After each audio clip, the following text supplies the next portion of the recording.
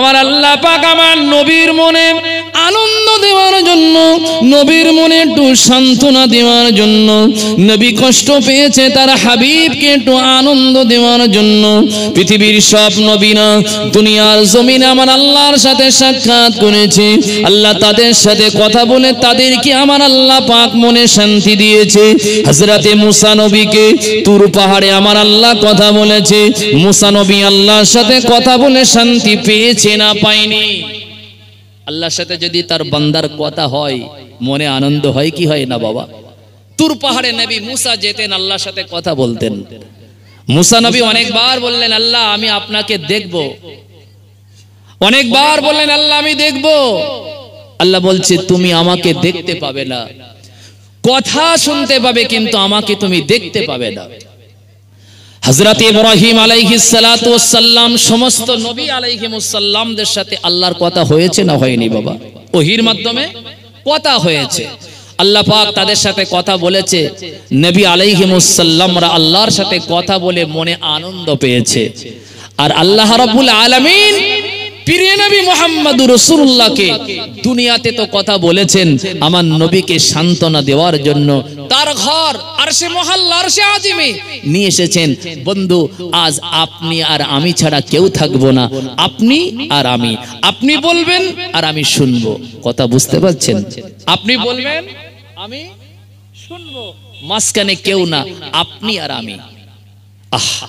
নবীর মনের কষ্ট, নবীর মনে এত দুঃখ। আল্লাহ রাব্বুল আলামিন এই আপনার কিনা তায়েফের জমিন থেকে রাসূল ফেরার কয়েকদিন পর মুফাসসিরে কেরামরা বলেছেন আমার আল্লাহ রাব্বুল আলামিন মেরাজে আল্লাহ রাব্বুল আলামিন আমার নবীকে নিয়ে গিয়েছিলেন। সুবহানাল্লাহ। প্রিয় নবী মুহাম্মদুর রাসূলুল্লাহ সাল্লাল্লাহু আলাইহি সাল্লাম তাফসীরের ভিতরে এসেছে উম্মে হানির ঘরে রাসূলুল্লাহ আরাম করছিলেন। 26 রজব দিবাগত রাত হুজুর উম্মে হানির ঘরে আরাম করছিলেন। তাফসীরের গ্রন্থের ভিতরে তাফসীরের কিতাবের ভিতরে এসেছে গভীর রজনীতে, স্বপ্ন নয়, নবী বলছে স্বপ্ন নয়, আমি দেখছি উম্মে হানির ঘরের ছাদটা যেন দুই ভাগে ভাগ হয়ে গেল, দুই ভাগে ভাগ হয়ে গেল। হযরতে জিবরাইল আমিন আলাইহিস সালাতু ওয়াস সালাম ঘরের ছাদ ভেদ করে আমার কাছে জিবরাইল আমিন এসে হাজির হলেন। সুবহানাল্লাহ। জিবরাইল ইচ্ছা করলে দরওয়াজা দিয়ে ঢুকতে পারতেন, পারতেন কি পারতেন না, কিন্তু ছাদ দিয়ে আসলেন কেন? জিবরাইল বোঝাতে চাচ্ছে যে আজ একটা এমন কিছু ঘটতে যাচ্ছে যেটা আপনার কল্পনার বাইরে। কি কথা ঠিক না বল?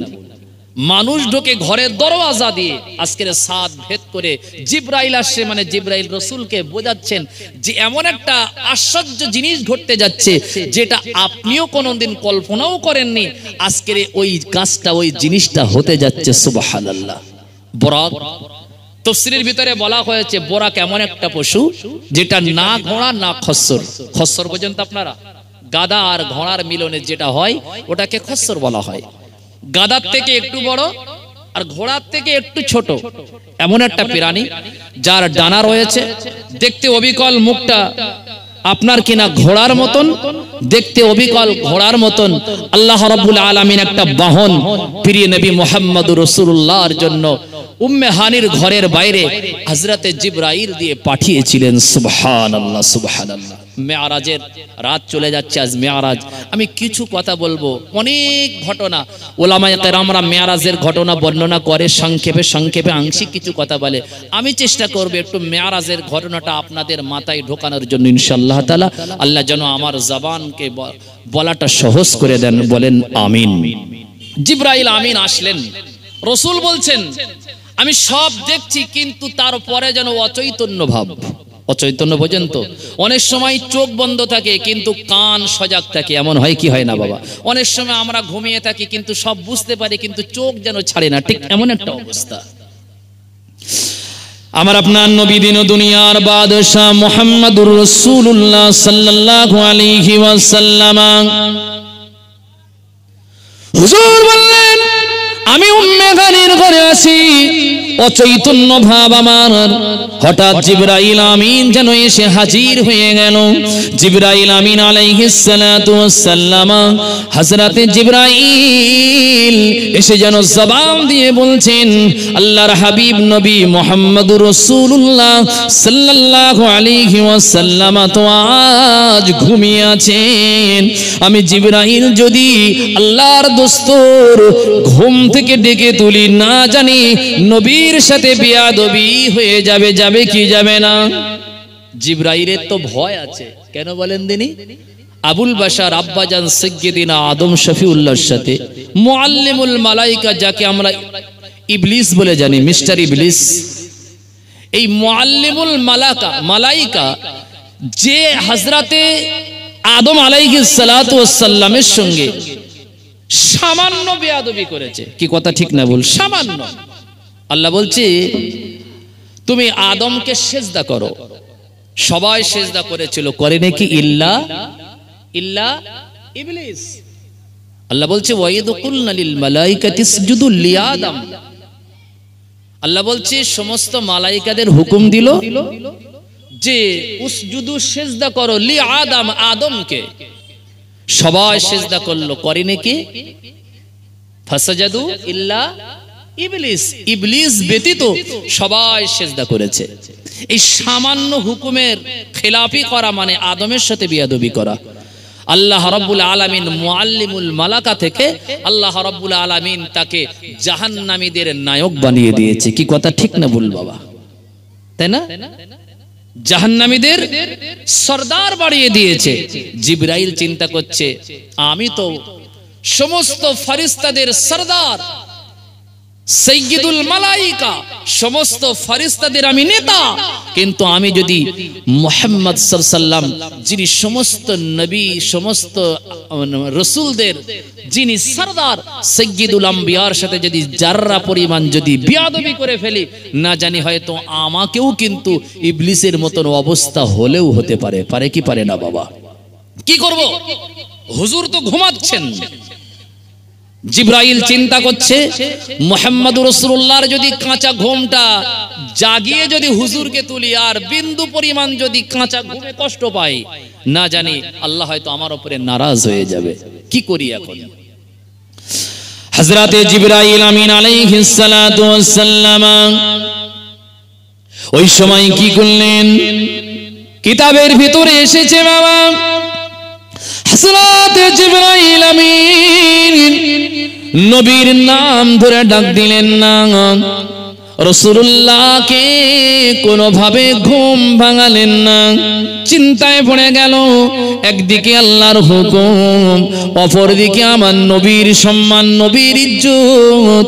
আমি জিবরাইল এখন কি করি? ও নওজওয়ানেরা, আল্লাহর ফেরেশতাদের ভিতরে সব থেকে যার ইজ্জত আর সম্মান বেশি বাবা, ওই জিবরাইল আমিন আলাইহিস সালাতু ওয়াস সালাম মাথার দিক থেকে উঠে আমার আপনার নবী, দিন দুনিয়ার বাদশা, সাইয়্যিদুল আম্বিয়া, খাতামান নবীন, জনাবে মুহাম্মদুর রাসূলুল্লাহ সাল্লাল্লাহু আলাইহি ওয়াসাল্লাম হুজুরের কদমের কাছে, হুজুরের পায়ের কাছে গিয়ে বসে বললেন। জিবরাইল আমিন বসে পড়ে মাথাটা নিচু করে বাবা সির মোবারকটা ঝুঁকিয়ে দিয়ে জিবরাইল আমিন বলছেন, আমি আমার জিহ্বাটা বার করে প্রিয় নবী মুহাম্মদুর রাসূলুল্লাহ সাল্লাল্লাহু আলাইহি ওয়াসাল্লাম, মুহাম্মদুর রাসূলুল্লাহর কদম মোবারকের নিচে আমি জিবরাইল আমার জিহ্বা দিয়ে সুরসুরি দিতে লাগছি। জোরে বলুন সুবহানাল্লাহ। সুরসুরি বোঝেন? জিভ দিয়ে চাটতে লেগেছে, আর চাটলে তো পায়ের নিচে একটু সুরসুরি লাগে, লাগে কি লাগে না? কিতাবের ভিতরে এসেছে বাবা, আল্লাহর ফেরেশতা জিবরাইল আমিন আলাইহিস সালাম যখন কিনা জিবরাইল তার জিহবা মোবারক দিয়ে নবীর পায়ের নিচে চাটতে লেগেছে বাবা, নবীর পায়ে সুড়সুড়ি লেগে গিয়েছে। হুজুর আমার ওই সময় ঘুম ভেঙে উঠে বসে বললেন, আল্লাহর ফেরেশতা জিবরাইল বলছে, ইয়া রাসূলুল্লাহ কে ইয়া হাবিবাল্লাহ, হুজুর বেয়াদবি মাফ করুন, হুজুর বেয়াদবি ক্ষমা করে দিন। হুজুর আপনার কাঁচা ঘুম যদি ভেঙে আপনি যদি যাররা দুঃখ পান, যাররা যদি কষ্ট পান, আমি আমার আল্লাহ পাকের দরবারে জবাব দিতে পারবো না। হুজুর আমাকে মাফ করে দিন। আল্লাহর নবী বললেন, জিবরাইল গায়ে হাত দিয়ে ডাকলেই হতো, জিহবা দিয়ে এমন করে পায়ের নিচে সুড়সুড়ি দেওয়ার কোনো প্রয়োজন ছিল না। তারপরেও জিবরাইলের ভয় হয় কি হয় না? যিনি সাইয়্যিদুল আম্বিয়া তার সাথে যেন বেয়াদবি না হয়। আমার বিশ্বাস আমি যদি পায়ের নিচে সুড়সুড়ি দিই, নবী এই কাজে কোনোদিন দুঃখ পাবে না। বরঞ্চ আমি জিবরাইল আমার জিহবা যদি মুহাম্মদুর রাসূলুল্লাহর কদমের নিচেই লেগে যায়, আল্লাহর হাবিবের শান, আল্লাহর হাবিবের মান আরো বৃদ্ধি হবে। কি কথা ঠিক না বল? কি আমার নবীর শান বৃদ্ধি হবে কি হবে না? নবীর ইজ্জত বাড়বে কি বাড়বে না? বাড়বে। জিবরাইল কাগতি মিনতে শুনে বলছেন, ইয়া রাসূলুল্লাহ কে ইয়া হাবিবাল্লাহ, হুজুর আপনি অপেক্ষা না তাড়াতাড়ি করুন। আল্লাহ পাক আপনার মনে একটু সান্ত্বনা দেওয়ার জন্য, আপনার মনে একটু আনন্দ দেওয়ার জন্য, আপনাকে একটু খুশি করার জন্য আল্লাহ পাক ঘরের বাইরে একটি জান্নাতি বরক পাঠিয়ে দিয়েছে, যার উপরে আপনি চড়ে বসলে প্রথম আসমান, দ্বিতীয় আসমান, তৃতীয় আসমান, চতুর্থ আসমান, পঞ্চম আসমান, ষষ্ঠ আসমান, সপ্তম আসমান পাড়ি দিয়ে সিদরাতুল মুনতাহা ভেদ করে আমার আল্লাহ পাকের আরশে আজিমে আপনি এই বরাকের পিঠে সওয়ার হয়ে পৌঁছে যাবেন, আর মালিকের সাথে আপনার সাক্ষাৎ হয়ে যাবে। জোরে বলুন সুবহানাল্লাহ, একটু আওয়াজ দিয়ে বলুন সুবহানাল্লাহ, একটু মন খুলে বলুন সুবহানাল্লাহ। কি নবী, পৃথিবীতে কোন নবীকে কিন্তু আল্লাহ আরশে আজিমে ডেকে কথা বলেননি, কেবলমাত্র আমার নবীকেই আল্লাহ আরশে আজিমে ডেকেছেন। সুবহানাল্লাহ। মনে আনন্দ হয় কি হয় না বাবা? সেই নবীর উম্মত, সেই নবীর উম্মত হয়ে আমাদের ভাই আনন্দ, আমাদের গর্ব হয় কি হয় না বাবা? হ্যাঁ। আল্লাহর নবীকে জিবরাইল আমিন নিয়ে সর্বপ্রথমে কাবা বাইতুল্লাহর চত্বরে গেলেন মামা। যে কাবা বাইতুল্লাহর চত্বর হাজী সাহেবরা দেখেছেন মামা, আল্লাহর নবীকে কাবা বাইতুল্লাহ শরীফের যে গেট রয়েছে বাবা, দরওয়াজা রয়েছে, যে দরওয়াজার সামনাসামনি জমজম নামক কুয়া রয়েছে, এই কুয়ার পাশে নিয়ে গিয়ে মুফাসসিরে কেরামরা বলছেন আল্লাহর নবীর এই সিনাটা আপনার কিনা দুই ভাগে ভাগ করা হলো। আল্লাহর নবীর হাট, আল্লাহ পাকের নবীর হাটকে বার করা হলো, জমজমার পানি দিয়ে ধৌত করা হলো। আল্লাহ পাকের নবী বললেন, আমি অজ্ঞান নাই, সজ্ঞান সব জানতে পাচ্ছি। আমার বুকটা ফাড়া হলো, আমার হাটকে বার করা হলো, জমজমার পানি দিয়ে ধৌত করা হলো।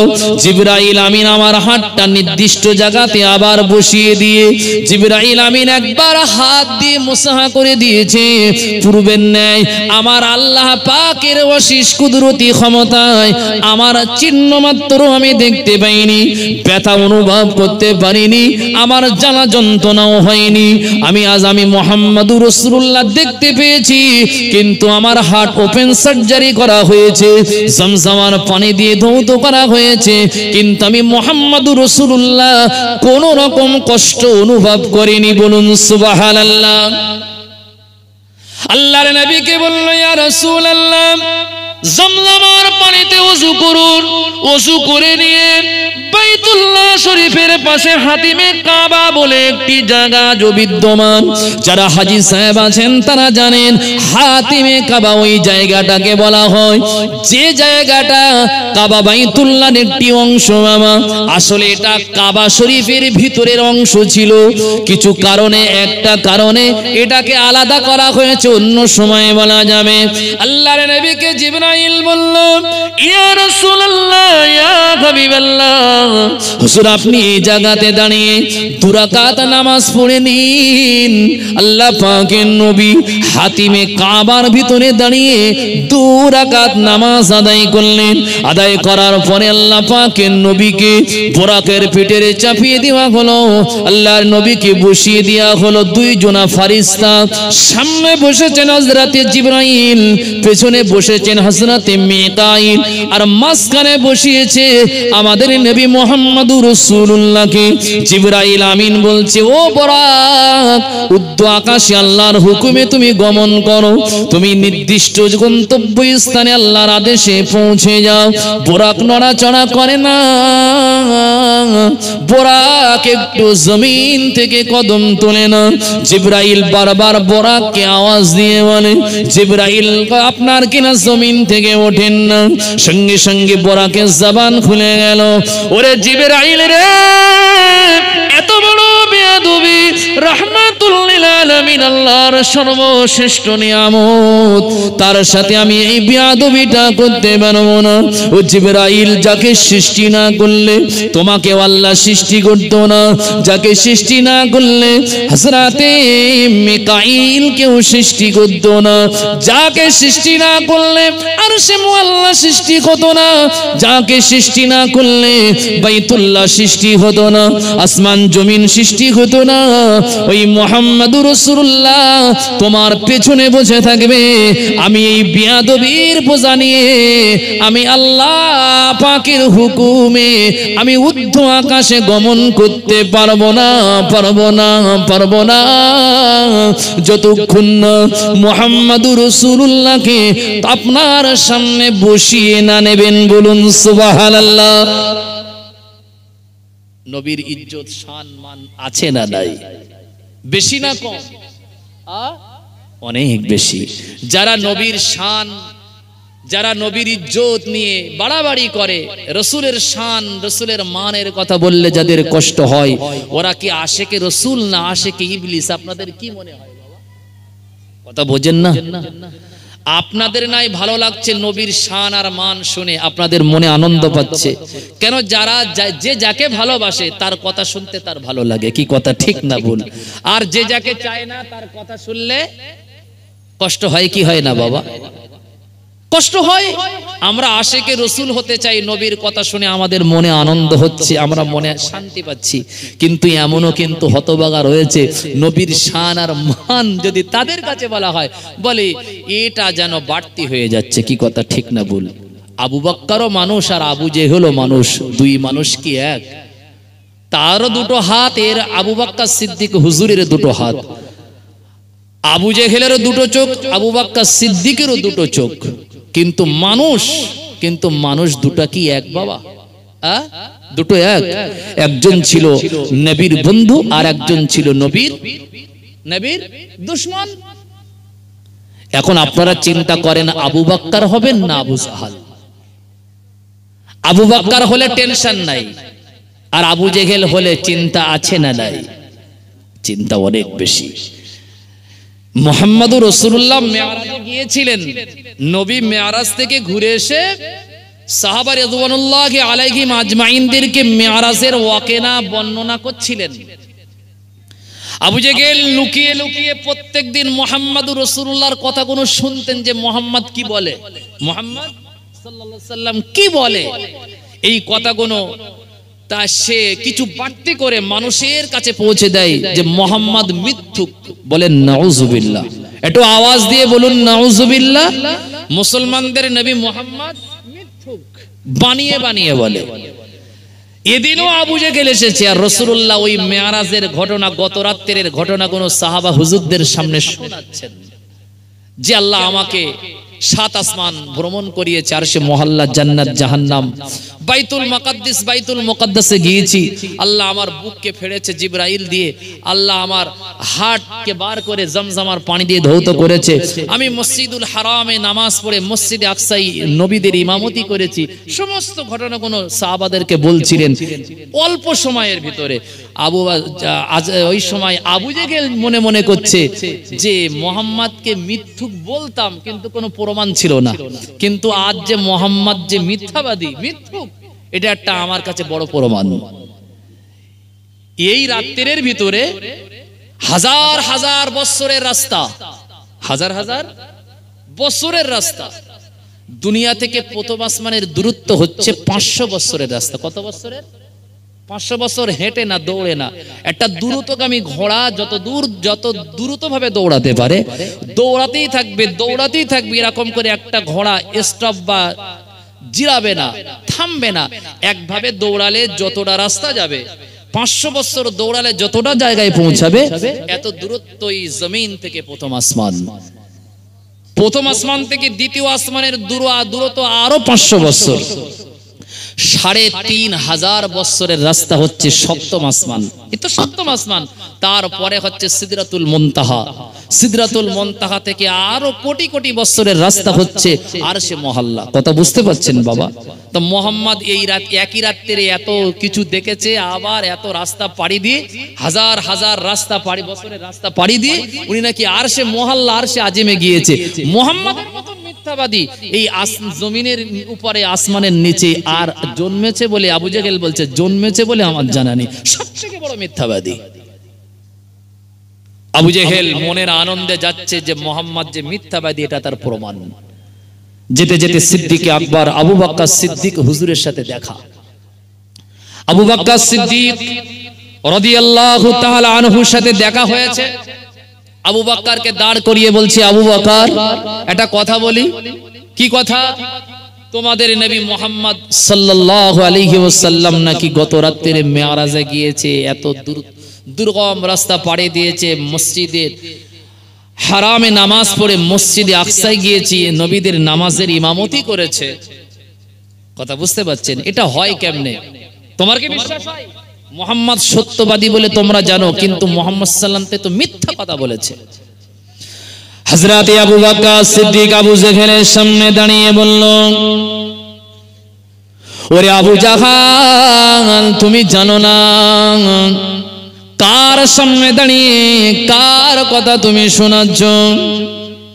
ও আবু জাহাল, আমি বিশ্বাস করছি যদি এই কথাটা আমার জানেন নবী, মায়ার নবী, প্রাণের নবী মুহাম্মদুর রাসূলুল্লাহ সাল্লাল্লাহু আলাইহি ওয়াসাল্লাম যদি কিনা জবান মোবারক দিয়ে বলে থাকে, আমি বিনা জিজ্ঞাসায় আমি মুহাম্মদুর রাসূলুল্লাহর কথাকে বিশ্বাস করে দিয়েছি। বলুন সুবহানাল্লাহ। এমনি তার নাম আবু বকর সিদ্দিক হয়নি বাবা। কথা বুঝতে পারছেন? আবু বকর সিদ্দিক কি নবীর নবুয়তের জন্য কোন সাক্ষীটা কি চেয়েছে? কথা মনে হয় বুঝতে পারেন না। এসে কে বলেছে, মুহাম্মদ রাসূলুল্লাহ আপনার সব কথা বিশ্বাস করি, কিন্তু এটা যেন একটা অযৌক্তিক কথা। আপনি নাকি বলেছেন যে এই রাত্রে মেরাজে গিয়েছেন, 7 আসমান পাড়ি দিয়েছেন। তা আমি আবু বকর আপনাকে বিশ্বাস করি, কিন্তু এটা যেন একটা অন্যরকম পানা লাগছে। এত দুর্গম রাস্তা আপনি গেলেন কি করে? আবু বকর সিদ্দিক কি নবীকে বলেছে যে মুহাম্মদ আমার নবী, একটা প্রমাণ আপনি দেন, এরকম কথা বলেছে বলে মনে হয়? বলেছে? বলেনি। এই বিশ্বাসের নাম হচ্ছে ঈমান। আচ্ছা, আপনাদের কি মনে হয় আল্লাহ ইচ্ছা করলে সেকেন্ডের ভিতরে 7 আসমান পাড়ি দিয়ে আরশে মহল্লায় আল্লাহ যদি মনে করে পাঠাতে পারে কি পারে না বাবা? নবী তো সমস্ত সৃষ্টির উপরে আল্লাহ তার ইজ্জত আর মর্যাদা দিয়েছে। কি কথা ঠিক না বল? আমার নবী যেদিন উহুদের ময়দানে, ভালো করে বুঝবেন, উহুদের ময়দানে নবীজি যেদিন মক্কার কুফারে কুরাইশ কাফের বেদুইনরা আমার নবীকে পাথর মেরেছিল, নবীর ক্ষত জায়গা দিয়ে রক্ত ফিঙ্কি দিয়ে টপ টপ করে পড়ছিল। আচ্ছা, আমাদের যদি গা দিয়ে রক্ত বার হয় জমিনে পড়তে ক ঘন্টা সময় লাগবে? বলে না। যদি এখন আমার এই শরীর দিয়ে যদি এখন রক্ত পড়ে জমিনে পড়তে কত ঘন্টা লাগবে? 2-5 ঘন্টা লাগবে? 2-5 সেকেন্ড? তাও না। আমার হাত থেকে পড়তে 1 সেকেন্ডও সময় লাগবে না, ঠিক না? জমিনে পড়তে জিবরাইল আমিন বলছে আমি সপ্তম আসমানে। তখন কোন আসমানে? সপ্তম আসমানে। আর উহুদের ময়দানে রাসূলুল্লাহর দান্দান মোবারকে পাথর মারার কারণে হুজুরের দান্দান মোবারক শহীদ হয়েছে। হুজুরের দান্দান মোবারক দিয়ে রক্ত টপ টপ করে পড়ছে। জমিনে পড়ার আগে আল্লাহ জিবরাইলকে বলছে, জিবরাইল আমার হাবিবের রক্ত যেন ওই উহুদের ময়দানে পড়ে না যায়, আমার হাবিবের রক্তকে তুমি সংরক্ষণ করিও। বলুন সুবহানাল্লাহ। এই কথা বুঝে আসছে? জিবরাইল আমিন তখন সপ্তম আসমানে, আর মুহাম্মাদুর রাসূলুল্লাহ তখন জমিনে। কোথায়? সপ্তম আসমান। 3500 বছরের রাস্তা। নবীজির দান্দান মোবারক শহীদ করে দেওয়া হয়েছে। হুজুরের রক্তটা ফোঁটা কাটা শুরু হয়েছে বাবা।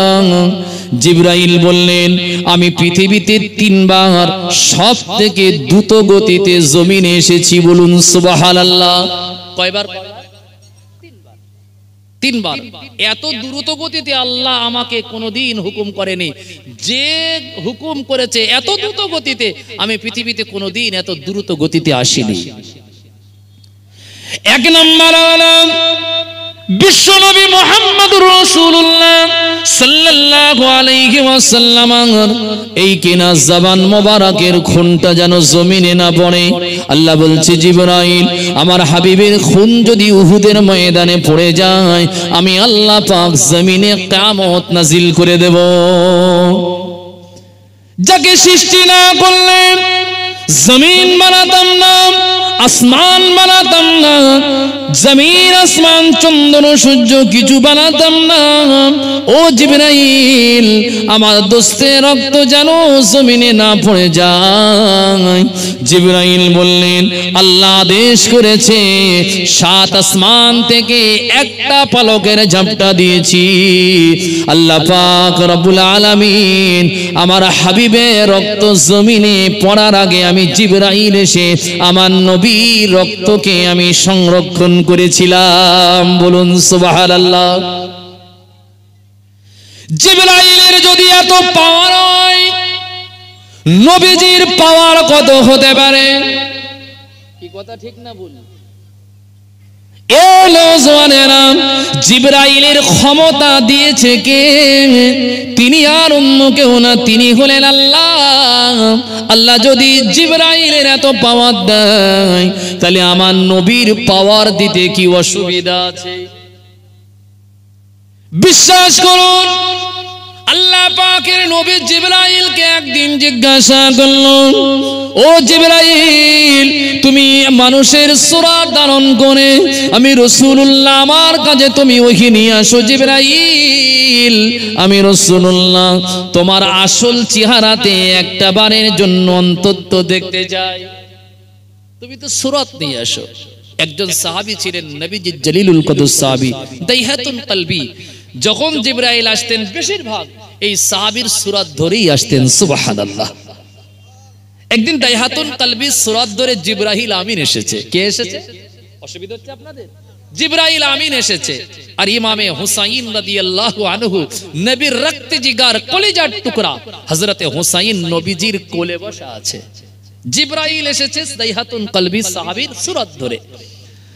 তখন হুসাইন বলেই ফেললো, নানা জান, ও নানা, সাহাবা দেখেছি, অনেক সাহাবী দেখেছি, কিন্তু এ বড় কৃপণ, বড় বখিল, বড় কৃপণ, বড় বখিল। কারণ নানা জান, যদি কোনো সাহাবী আমি হুসাইনকে দেখে কিছু না কিছু খাবার টাবার নিয়ে, কিছু না কিছু জিনিস নিয়ে, তোহফা নিয়ে আমি হুসাইনকে আনন্দ চিত্তে দিয়ে যাই, কিন্তু এই মানুষটা সব সময় আসে একটি দিনের জন্য, আমার জন্য কিছু নিয়ে আসে না। কথা বুঝতে পারছেন? কথা বুঝতে পারছেন? আমার জন্য কিছু নিয়ে আসে না। ও নানা ভাই, সব থেকে বড় বখিল থাকতে হয়তো আপনার এই সাহাবীটা, কিন্তু ইনি তো আসলে সাহাবী নন, ইনি তো জিবরাইল। দাইহাতুন কলবি সুরাত ধরে এসেছেন, কথা বুঝতে পারছেন? তখন নবী তো অবাক যে হুসাইন বলে কি আর বলছে কার।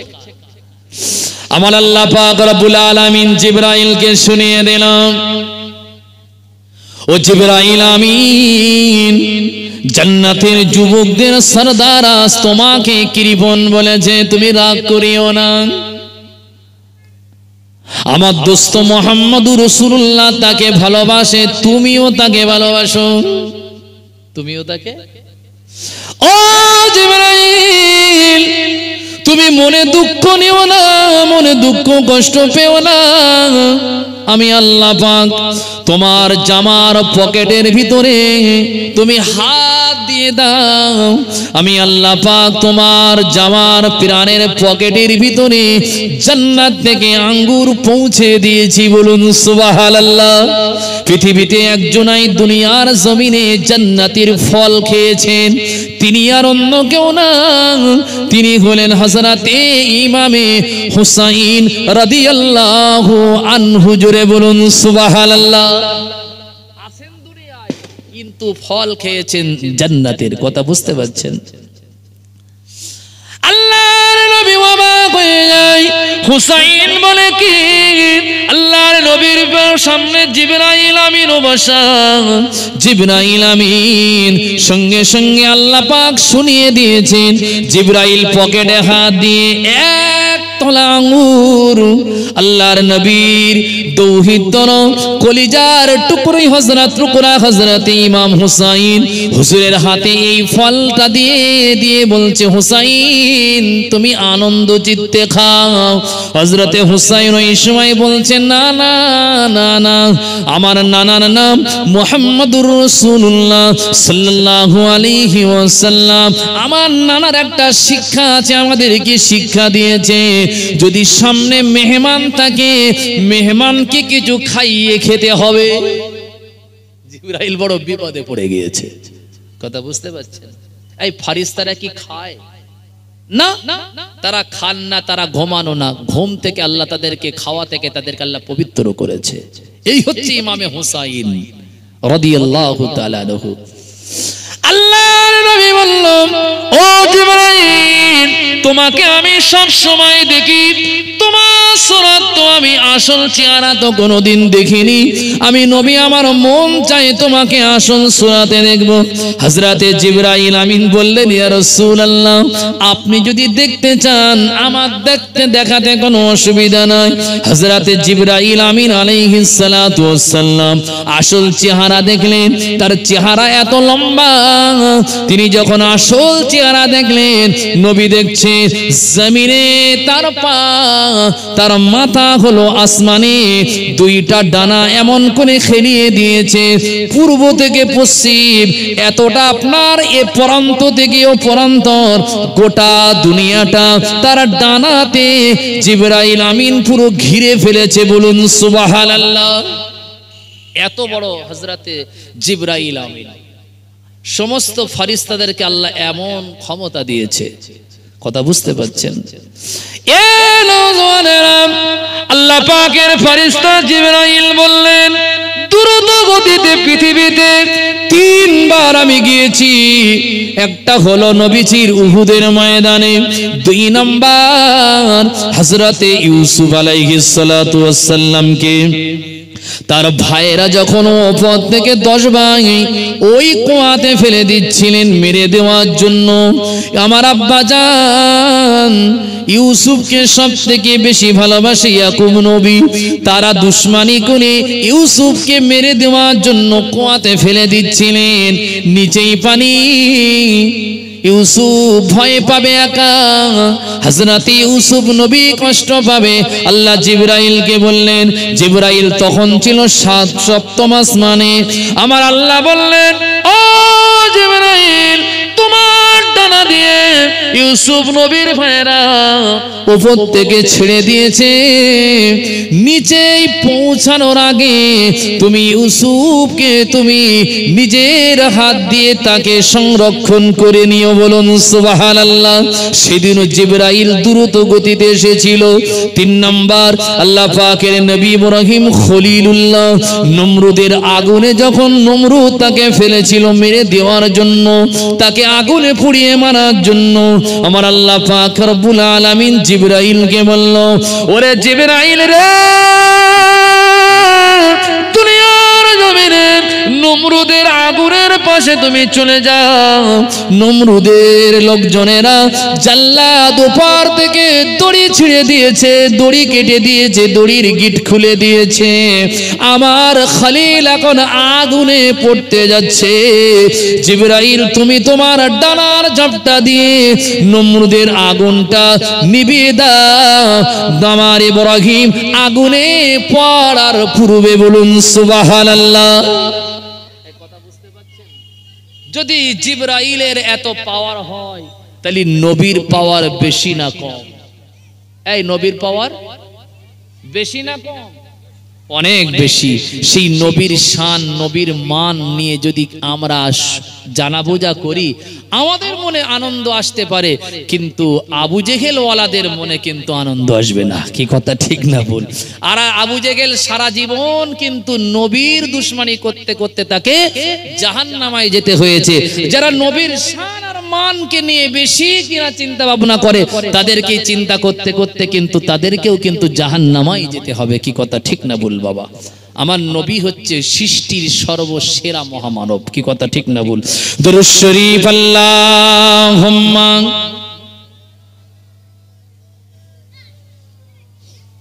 একটু আওয়াজ দেন।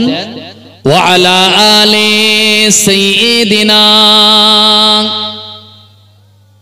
সত্যি করে বলবেন, আপনারা যে দরুদ শরীফ পড়ছেন, পঞ্চায়েত থেকে কি কলকাতা পুলিশ এসে কি নোটিশ দিয়ে গিয়েছে যেন জোরে জোরে খবরদার দরুদ শরীফ পড়িও না, এমন কি বলে গেছে নাকি? না ভয়টাই আছে যে দরুদ শরীফ পড়লে অ্যারেস্ট করবে, এমন ব্যাপার স্যাপার নাকি? এত স্লো কেন? কার নামে দরুদ পড়ছেন? আল্লাহর সৃষ্টির সেরা মহামানব। দরুদ শরীফ শুধু আমরা পড়ি এমনটি নয়, স্বয়ং আল্লাহ জাল্লে শানুহু আমার নবীর উপরে দরুদ শরীফ পড়েন। পড়েন কি পড়েন না? একটু আওয়াজ দিয়ে পড়েন। আল্লাহুম্মা সাল্লি আলা ওয়া আলা আলি সাইয়্যিদিনা।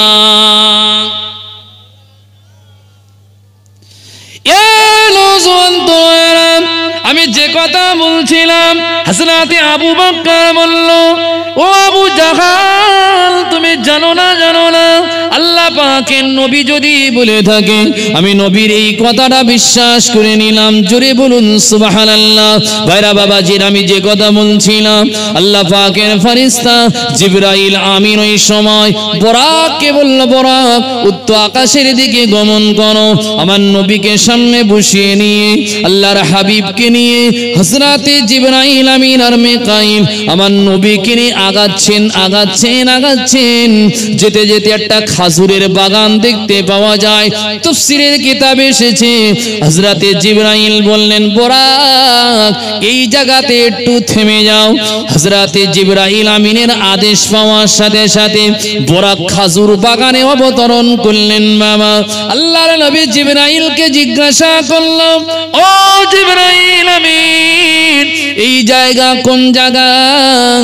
আল্লাহর নবীকে ওই সময় জিবরাইল বলল, ইয়া রাসূলুল্লাহ, ইয়া হাবিবাল্লাহ, আর বেশি দিন সময় নাই, কয়েক মাস পরে এই জায়গাতে আপনার মাতৃভূমি ত্যাগ করে এই জায়গাতে আসতে হবে। এটা হলো ইয়াসরিবের মাটি। আপনি এই কাফির দুশমনদের শত্রুতা, তাদের দুশমনির কারণে ওই মাতৃভূমি ত্যাগ করে জায়গাতে আসতে হবে। ও হযরতে ইয়া রাসূলুল্লাহ, ইয়া হাবিবাল্লাহ, এই জায়গাটা আপনার কদম মোবারক রাখার কারণে ইয়াসরিব নামটা পরিবর্তন, এই জায়গাটা আপনার কদমের ছোঁয়াতে আল মদিনা মুনাওয়ারা হয়ে যাবে। জোরে বলুন সুবহানাল্লাহ। আল্লাহর নবীকে জিবরাইল বলল, ইয়া রাসূলুল্লাহ, এই জায়গাতে আপনি 2 রাকাত নামাজ আদায় করুন। আল্লাহর নবী 2 রাকাত নামাজ আদায় করলেন। আল্লাহ পাকের নবী আবার বোরাকের পিঠে সওয়ার হলেন, আরোহণ করলেন। আল্লাহ পাকের ফেরেশতা জিবরাইল আমার নবীকে নিয়ে, জিবরাইল আমিন বোরাককে নিয়ে এগিয়ে যাচ্ছে। বাবা, যেতে যেতে আল্লাহ পাকের নবী বোরাকের পিঠে সওয়ারি, একটা আপনার কিনা পাহাড় দেখতে পাওয়া যায়। এই পাহাড়ের উপরে জিবরাইল বলল, বোরাক আবার তুমি অবতরণ করো। ওই বোরাক পাহাড়ের উপরে অবতরণ করলেন। আল্লাহ পাকের নবী জিবরাইলকে জিজ্ঞাসা করলেন, ও জিবরাইল, এই জায়গাটা কোন জায়গা? জিবরাইল বললেন, এটা হলো তুরে সিনা। হযরতে মুসা কালিমুল্লাহ এই জায়গাতে আল্লাহর সাথে কথা বলতেন। আল্লাহর নবীকে আদেশ দিয়ে বলল, ইয়া রাসূলুল্লাহ, ইয়া হাবিবাল্লাহ, এই জায়গাতে আপনি আবার 2 রাকাত নামাজ পড়েন। 2 রাকাত নামাজ পড়লেন। আল্লাহ পাকের নবীকে আবার কিনা বোরাকার পিঠে সওয়ারি করানো হলো। আল্লাহর নবী আরোহণ করলেন। আল্লাহ পাকের নবী যাচ্ছে, হুজুরের নাকে একটা জান্নাতি খুশবু আসলেন। আল্লাহর নবী জিবরাইলকে জিজ্ঞাসা করলেন, ইয়া আখি জিবরাইল, মান হাউলা? ও ভাই জিবরাইল, বলো না, আমি আমার নাকে একটা খুশবু পাচ্ছি। জিবরাইল বললেন, হুজুর আপনি জানেন না, আমরা যে জায়গা দিয়ে এখন কিনা যাচ্ছি, অতিবাহিত হচ্ছি, আমরা এখন পার হচ্ছি, এই জায়গাতে একজন আল্লাহ পাকের বান্দির কবর রয়েছে, যেটা জান্নাতি রমণী ফিরাউনের বাদী ছিল। যে ফিরাউন তাকে খোদা বলে না মারার কারণে যাকে তেলে ভেজে মারা হয়েছিল, তার 7টা সন্তানকে আপনার কিনা জনমের মতন তাদেরকে কষ্ট দিয়ে এই ফিরাউন জাল্লাদকে দিয়ে গরম তেলে ভেজে ভেজে মেরে দিয়েছিল, কাবাব টিকিয়া বানিয়েছিল। ওই সেই রমণীর কবরের উপর দিয়ে আমরা এখন পাড়ি দিচ্ছি। এটা হলো ফিরাউনের সেই কৃতদাসী, বলুন সুবহানাল্লাহ। ফিরাউনের কৃতদাসী, ফিরাউনকে আল্লাহ বলে না মানার কারণে জাল্লাদ তাকে নির্মম ভাবে তাকে অত্যাচার করে তাকে দুনিয়া থেকে বিদায় করে দিয়েছিল। কথা বুঝতে পারছেন? কি করা হয়েছিল? তার 7টা সন্তান ছিল, জাল্লাদকে দিয়ে গরম উত্তপ্ত ফুটন্ত তেলে 7টা সন্তান সহ ফিরাউনের এই বাদীকে গরম তেলে নির্মম ভাবে তাকে ভেজে তাকে দুনিয়া থেকে বিদায় করে দেওয়া হয়েছিল। কথা বুঝতে পারছেন? জিবরাইল বলছে, জান্নাতি রমণীর খবর থেকে এই খুশবু, বলুন সুবহানাল্লাহ। আল্লাহর নবী আবার আপনার কিনা আগিয়ে গেলেন। আগিয়ে যাওয়ার সাথে সাথে আল্লাহ পাকের নবীকে নিয়ে জিবরাইল আমিন চলে গেলেন বাইতুল মুকাদ্দাস। কথা বাইতুল মুকাদ্দাস, যেটাকে আমরা জেরুজালেম বলে জানি। কি কথা ঠিক না বল বাবা, তাই না? হ্যাঁ, যেটাকে ফিলিস্তিন বলা হয়। এই ফিলিস্তিনে বাইতুল মুকাদ্দাস, যে মুকাদ্দাস বাইতুল মুকাদ্দাস নিয়ে এখনো যে যুদ্ধ চলছে, হয়তো যুদ্ধর গতিটা কমিয়েছে, কিন্তু তারপরেও কিন্তু ঘরোয়াভাবে যুদ্ধ চলছে। কি চলছে না ভাবে? কত মানুষের আর্তনাদ, কত মানুষের কষ্ট, কত বাচ্চা শিশু বাচ্চাদের সোশ্যাল মিডিয়াতে আমরা দেখছি কত না আর্তনাদ, তাদের কান্নায় যেন আকাশ বাতাস যেন তাদের জন্য গোটা জমিন যেন কাঁদছে। কি কথা ঠিক না ভুল বাবা?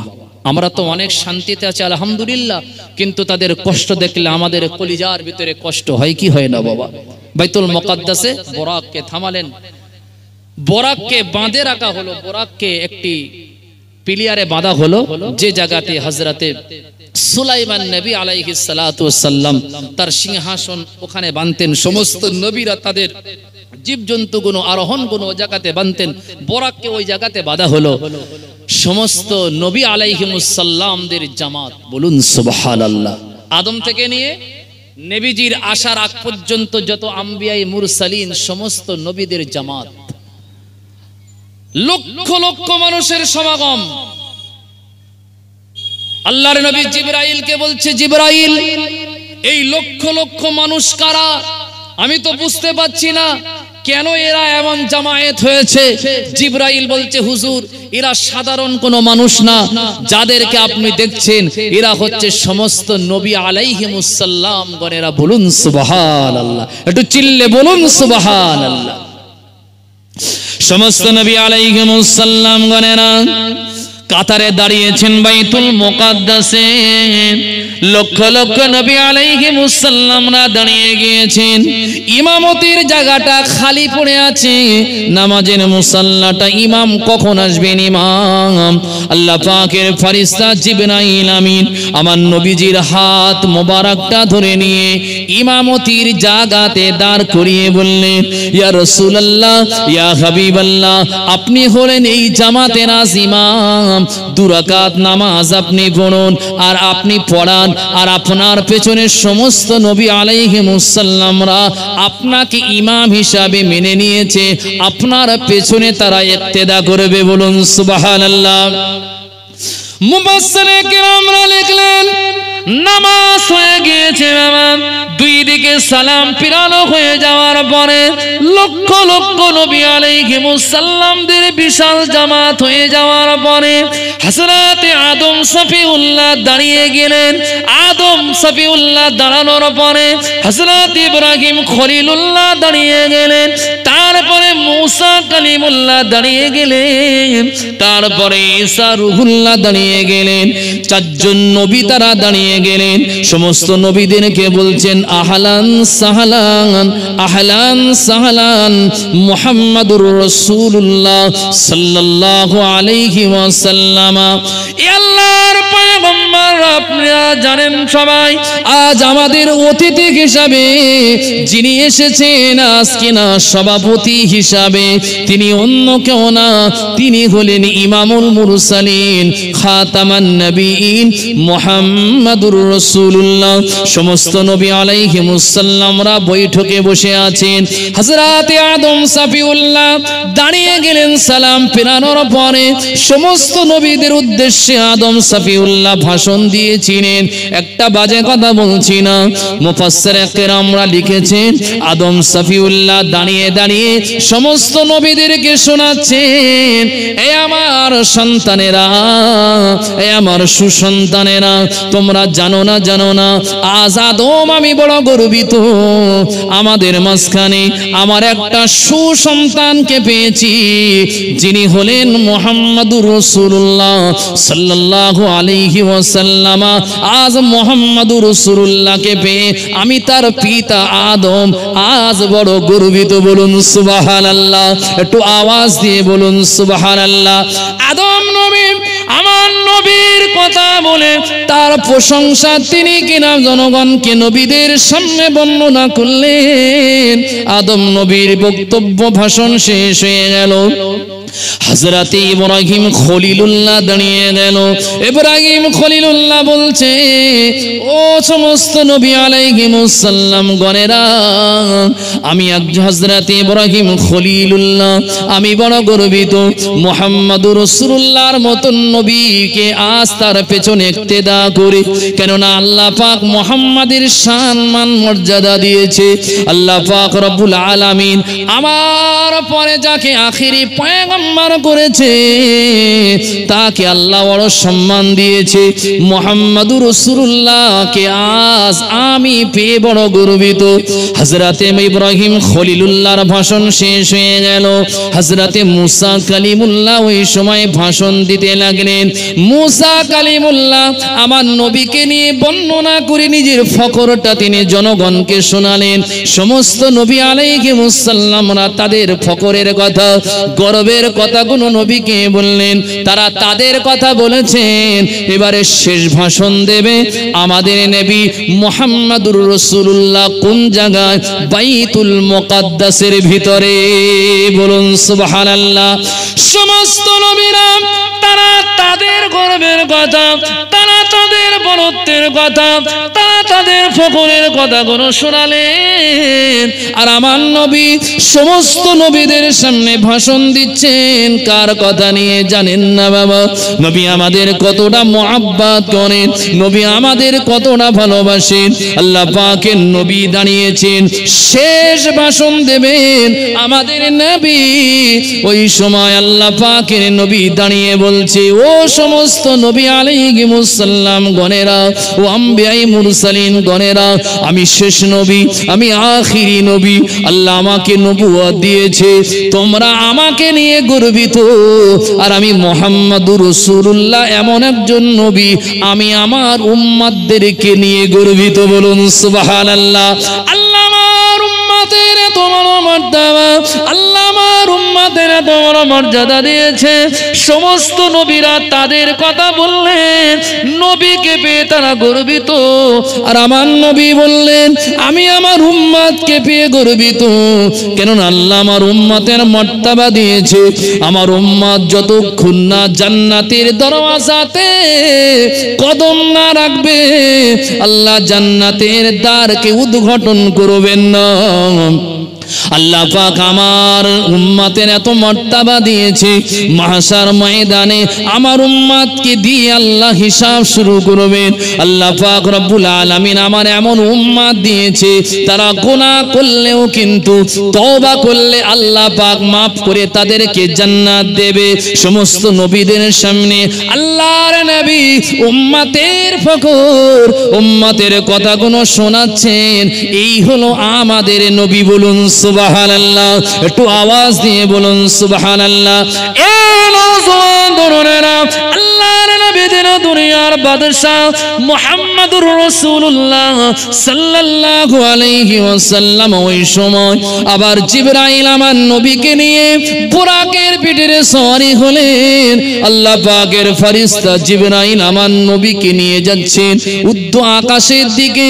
আল্লাহ পাকের ফেরেশতা জিবরাইল আমার নবীকে নিয়ে প্রথম আসমানের দরওয়াজার কাছে গেলেন। বাবা, প্রথম আসমানের দরওয়াজার যিনি দায়িত্ব, তার নাম হচ্ছে ইসমাইল ফেরেশতা। কিতাবের তাফসীরের ভিতরে এসেছে তার নাম হলো ইসমাইল ফেরেশতা। আল্লাহর ফেরেশতা জিবরাইল আমিন ওই সময় দরওয়াজাতে গিয়ে আওয়াজ দেয়। ইসমাইল ফেরেশতা ওই সময় বলে কে? তিনি বললেন আমি হচ্ছি ফেরেশতাদের সরদার, আমার নাম হলো হযরত জিবরাইল আমিন আলাইহিস সালাম। কি জন্য? বলে আসমানের দরওয়াজা খুলে দাও, আমার সাথে আল্লাহর সৃষ্টির সেরা সর্বগুণে গুণান্বিত আল্লাহ পাকের সৃষ্টির সেরা মুহাম্মাদুর রাসূলুল্লাহ আখেরি পয়গম্বর রয়েছে। আল্লাহ পাকের সাক্ষাতের জন্য আরশে মহল্লায় নিয়ে যেতে হবে। আমার নবীর কথা শোনার সাথে সাথে প্রথম আসমানের ফেরেশতা আমার নবীর তাজিমে আহলান সালাম মুহাম্মাদুর রাসূলুল্লাহ বলে প্রথম আসমানের দরওয়াজাটা খুলে দিলেন। জোরে বলুন সুবহানাল্লাহ। একটু আওয়াজ দিয়ে বলুন সুবহানাল্লাহ। প্রথম আসমানে দেখা হলো আমাদের আব্বাজান আদম সফিউল্লাহর সাথে। বলুন সুবহানাল্লাহ। মিরাজে যাচ্ছেন রাসূলুল্লাহ। আদম আলাইহিস সালাতু ওয়াস সালাম আমার নবীকে সালাম দিলেন। নবীজি আদম নবীর সাথে সালাম কালাম করলেন। সুবহানাল্লাহ বলেন। অনেক লম্বা ওয়াকিয়া, আমি একটু তাড়াতাড়ি বলবো, কেন আমার সময় তো একদম খুব কাছাকাছি, খুব কাছাকাছি। এখন অনেক লম্বা ওয়াকিয়া, কেননা আমি এজন্য বলছি আজকের যে দিনটা আমাদের কাছ থেকে চলে যাচ্ছে, এটাতে 27শে রজব, তাই না বাবা? একটা কথা বলি, নবীকে আল্লাহ রাব্বুল আলামিন আমার নবীর ইজ্জত সম্মান দিয়েছে না দেয়নি বাবা? বেশি না কম? সব থেকে বেশি যার ইজ্জত যার সম্মান তিনি মুহাম্মাদুর রাসূলুল্লাহ সাল্লাল্লাহু আলাইহি ওয়াসাল্লাম। সেই সম্মানীয় নবীর আমরা উম্মত, তাহলে আমাদেরও তো সম্মান বেশি। কি কথা ঠিক না ভুল? কিন্তু কি জানেন, দুঃখের কথা বলছি, আজ আমাদের ইজ্জত আমাদের সম্মানকে আমরা কিন্তু নষ্ট করে ফেলছি। ঠিক না ভুল বাবা? হেন কাজ নাই, এমন কোন কাজ নাই যে কাজগুলো শয়তান করতে ভয় পায়, কিন্তু আমরা একটুও ভয় পাই না। কি কথা ঠিক? শয়তান এমন একটা জায়গা পজিশন তৈরি করে নিয়েছে, শয়তান বলে আমার সাগরেদ এত সুন্দর করে আমি বানিয়ে ফেলেছি, আমার আর ডিউটি করা লাগে না, আমার হয়ে কিন্তু আমার কাজগুলো উম্মতে মুহাম্মাদি করে দেয়। কি কথা ঠিক না বল বাবা? মুসলমান এমন কাজ করে না, এমন কাজ আমার দুনিয়ায় নেই, দুনিয়ায় আমার জানা নাই। সব থেকে জঘন্যতম কাজ যদি করতে হয়, সব কাজ কোনো কিন্তু মুসলমানদের দ্বারাই হয়, আর শয়তান কিন্তু করিয়েও নেই। কি কথা ঠিক না বল বাবা? হ্যাঁ, তাহলে আমাদের ইজ্জত সম্মান আছে। আমাদের ইজ্জত সম্মান আল্লাহ এত দিয়েছে, উম্মতে মুহাম্মাদি যতক্ষণ জান্নাতে না যাবে অন্য কোন নবীদের উম্মতেরা জান্নাতে যেতে পারবে না। তাহলে আমাদেরকে কতটা সুন্দরভাবে চলতে হবে, কি কথা ঠিক না ভুল বাবা? প্রথম আসমান, দ্বিতীয় আসমান, তৃতীয় আসমান, চতুর্থ আসমান, সমস্ত নবীদের সাথে দেখা হলো। মুসা নবী, ঈসা নবী, হযরতে ইব্রাহিম নবী, সর্বশেষ হযরতে হারুন নবী আলাইহিস সালাতু সাল্লাম। সপ্তম আসমানে গিয়ে ইব্রাহিম আলাইহিস সালাতু সাল্লামের সাথে দেখা হলেন। আল্লাহ পাক রব্বুল আলামিনের ফেরেশতা জিবরাইল আমিন আমার নবীকে নিয়ে গেলেন সিদরাতুল মুনতাহা। সিদরাতুল মুনতাহা হচ্ছে একটি নাম যেটাকে বলা হয় কুল বৃক্ষ। কি বলা হয়? কুল বৃক্ষ। কিতাবে আছে যে গাছের পাতাগুলো হাতির কানের মতন বড় বড়, গাছের ফলগুলো অনেক বড় বড়, একটা কুল গাছ যেটাকে বলা হয় সিদরাতুল মুনতাহা। এটা একটা সীমানা, একটা গন্ডি। এই পার হলে আরশে আজিম, আরশে মহল্লার গন্ডি, এদিকে আসমানের গন্ডি। ফেরেশতা জিবরাইলের পাওয়ার হচ্ছে এই সিদরাতুল মুনতাহা পর্যন্ত। সুবহানাল্লাহ। ফেরেশতা জিবরাইলের পাওয়ার কত দূর? সিদরাতুল মুনতাহা পর্যন্ত। জিবরাইল আমিন আমার নবীকে নিয়ে সিদরাতুল মুনতাহায় গিয়ে স্টপ পর্যন্ত দাঁড়িয়ে গেলেন। নবীজি বলছে, জিবরাইল দাঁড়ালে কেন? বলছে, হুজুর এই পর্যন্ত আমার দায়িত্ব, এর পরে যদি আমি যাই আল্লাহ রাব্বুল আলামিনের নূরের তাজাল্লিতে আমি জিবরাইল জ্বলে পুড়ে ছাই হয়ে যাব, খান খান হয়ে যাব, আমার আর যাওয়ার পাওয়ার নাই। সুবহানাল্লাহ। জিবরাইলের পাওয়ার খারাপ ভাববেন না, আমি খারাপ ভাবার জন্য কিন্তু আমাদের ওয়াজটা করি না। রাসূলুল্লাহর পাওয়ার কত দেখেন, নবীর জুতার পাওয়ার কত দেখেন। যেখানে জিবরাইল যেতে পারছে না, নবীজির কদমের জুতা সে জায়গায় ভেদ করে চলে যাচ্ছে। বলুন সুবহানাল্লাহ। কি কথা ঠিক না বল বাবা? নবীজির পায়ে যে জুতা মোবারক, আল্লাহ রাব্বুল আলামিন আমার নবীকে স্মরণ করে দেননি। নবী তো জুতা পায়ে দিয়েই মেয়ারাজে গিয়েছেন। কেননা মেয়ারাজে যাবে আমার নবী, নবীর পাওয়ার বোঝানোর জন্য, নবীর শান বোঝানোর জন্য, নবীর ইজ্জত বোঝানোর জন্য আমার আল্লাহ নবীকে কিছুক্ষণের জন্য ভুলিয়ে দিয়েছিলেন। কি কথা ঠিক না বল বাবা?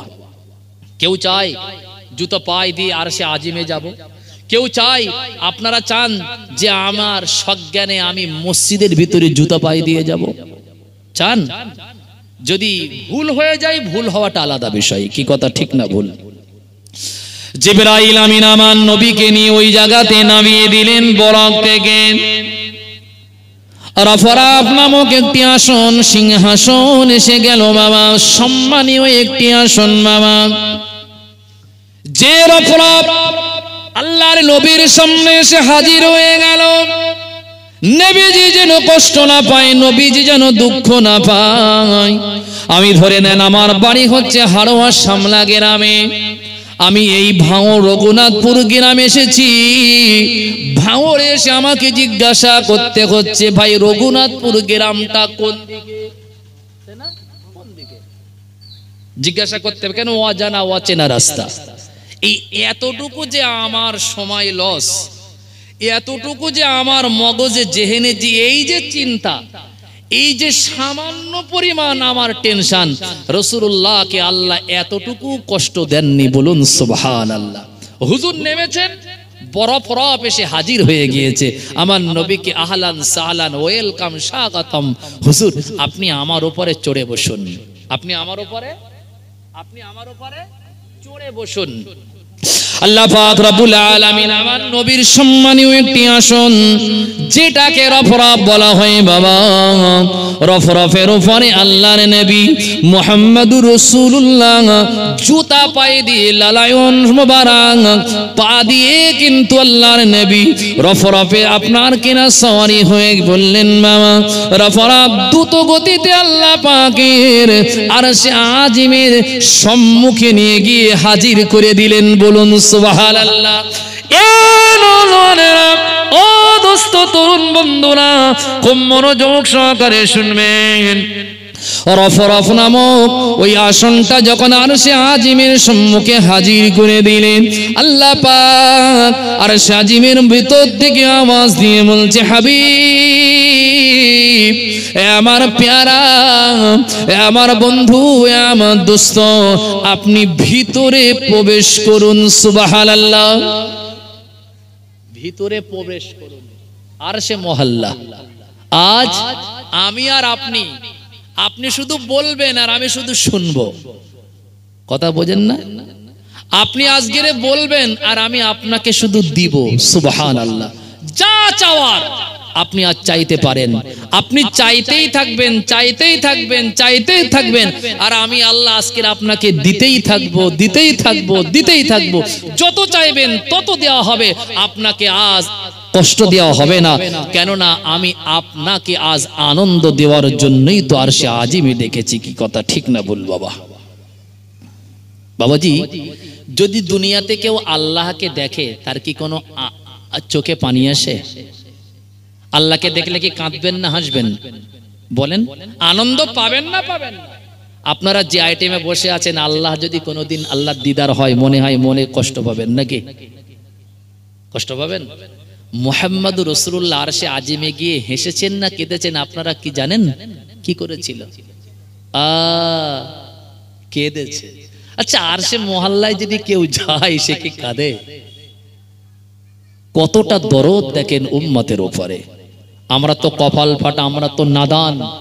নবী আমাদের এত ভালোবাসে, কিন্তু আমরা নবীর একটা আদর্শ, আমরা একটা সুন্নতকে আমরা ভালোবাসি না। কি কথা ঠিক না বল বাবা? যে নবী আরশে মহল্লায় যাচ্ছেন, নবীকে তখন আল্লাহ স্মরণ করিয়ে দিচ্ছেন পায়ে লালায়ন শরীফ, জুতা মোবারক। আমার নবীর জুতাকে কেউ যদি জুতা বলে সম্বোধন করে, নবীর শানকে খাটো করা হবে, নবীর শানকে, নবীর ইজ্জতকে ছোট করে দেখা হবে, নবীর জুতাকে জুতা মোবারক বলতে হবে। কি কথা ঠিক না ভুল? নবীর মাথার চুল থেকে নিয়ে পায়ের জুতা পর্যন্ত সবই পবিত্র। কি কথা ঠিক না ভুল? নবীর পেশাব পায়খানা পবিত্র না অপবিত্র? পাক না নাপাক? জি, নবীজির খুন মোবারক ও পাক। সুবহানাল্লাহ। নবীর গা দিয়ে ফিঙ্কি দিয়ে রক্ত বার হয়েছে, একজন সাহাবী পড়তে দেবে না বলে নবীর শরীর মোবারকে তার ঠোঁট লাগিয়ে হুজুরের রক্তকে সে সেবন পান করেছে। সুবহানাল্লাহ বলেন। নবী বললেন, সাহাবী, তোর জন্য জাহান্নাম চিরতরে আল্লাহ হারাম করে দিয়েছে। মুহাম্মদুর রাসূলুল্লাহর খুন তোর ভিতরে পৌঁছেছে, জাহান্নাম তোর জন্য হারাম হয়ে গিয়েছে। সুবহানাল্লাহ। উম্মে আইমান নবীজির পেশাব মোবারককে অজান্তে পান করেছে। অজান্তে? অজান্তে? নবীজির একটা কৃতদাসী ছিল যার নাম উম্মে আইমান। অজান্তে, বুখারীর হাদিস, অজান্তে রাসূলুল্লাহর পেশাবকে পান করেছে। উম্মে আইমানের গার লোম পশমের গোড়া দিয়ে খুশবু জারি হয়েছে, মিশকে আম্বারের খুশবু। নবীজি পরে জানতে পারলো যে উম্মে আইমান আমার পেশাব মোবারক পান করেছে। নবী তাকে আওয়াজ দিয়ে বলছে, উম্মে আইমান, তোর কপাল খুলে গেছে, তুই মুহাম্মদুর রাসূলুল্লাহর পেশাব পান করেছিস অজান্তে, তোর জন্য জাহান্নাম আল্লাহ চিরতরে হারাম করেছে। সুবহানাল্লাহ। নবীজির পেশাব মোবারক যদি কেউ পান করে, জাহান্নাম তার জন্য হারাম হয়ে যায়। কি কথা ঠিক না ভুল? নবী সব পাক এবং পবিত্র, তাই না বাবা?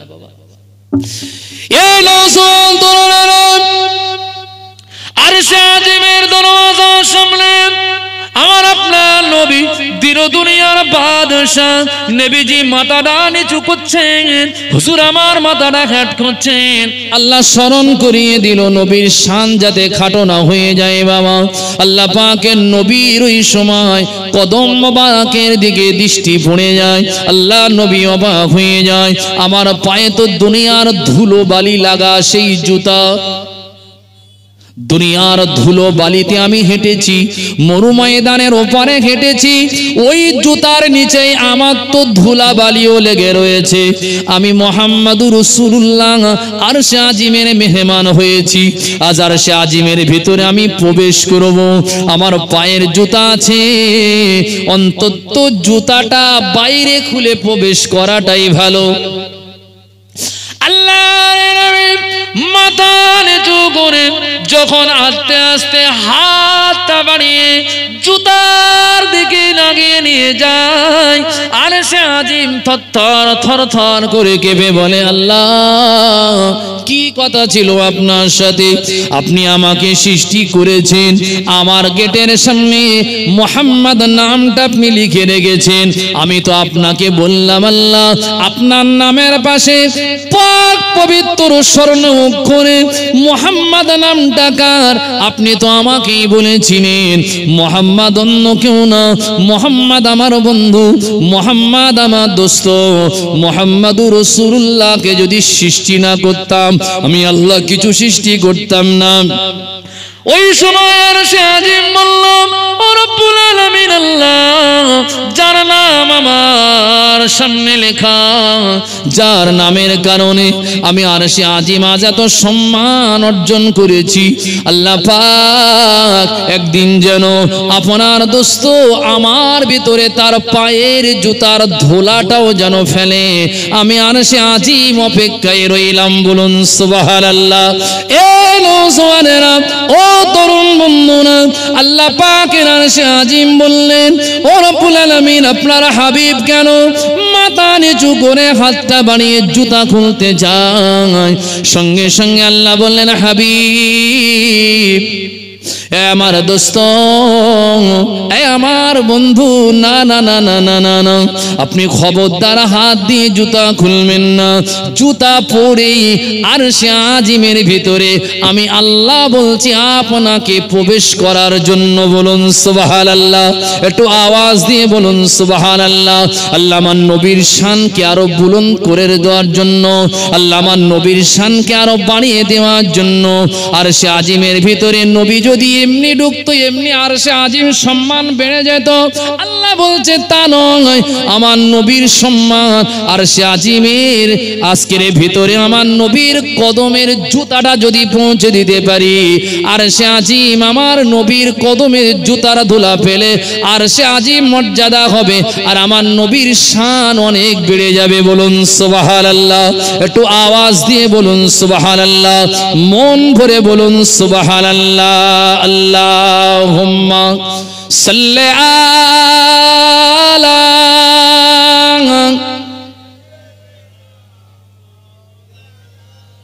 প্রাণ খুলে পড়েন ওয়া আলা আলে।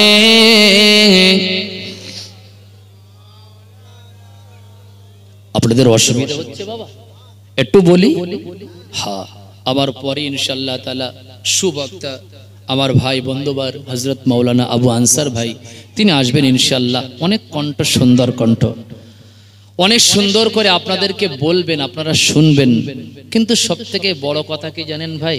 সব ঠিক আছে, অনেক সুন্দর করে প্যান্ডেল সাজিয়েছেন, অনেক সুন্দর করে আপনারা সাজুগুজু করেছেন, অনেক সুন্দর, অনেক টাকা খরচ করেছেন, কিন্তু শ্রোতার সংখ্যা এত কম হলে একটু অসুবিধা, বেমানান, ঠিক মানানসই হয় না। কি কথা ঠিক না বল বাবা?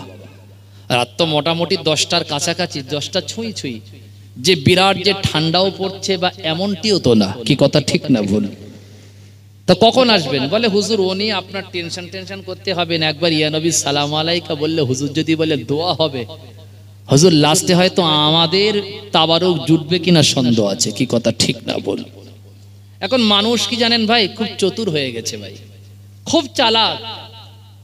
চালাক হওয়া ভালো, কিন্তু বেশি চালাকি করা ভালো না। কি কথা ঠিক না বল বাবা? চালাক হওয়া ভালো, কিন্তু বেশি চালাকি করা ভালো না। চালাকি করলেই কিন্তু ধরা পড়ে যেতে হবে নাকি?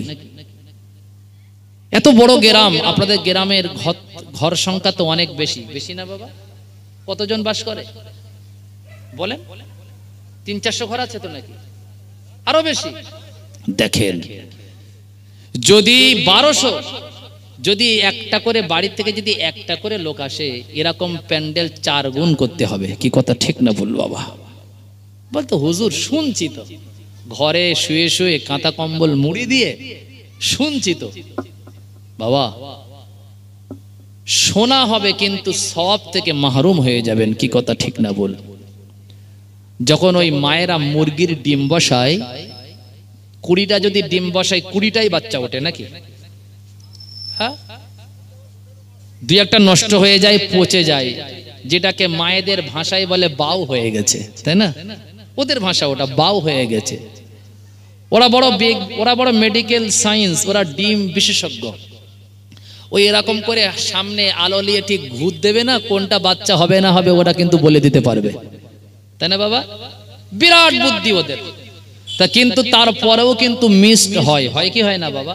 দুই একটা হয় না।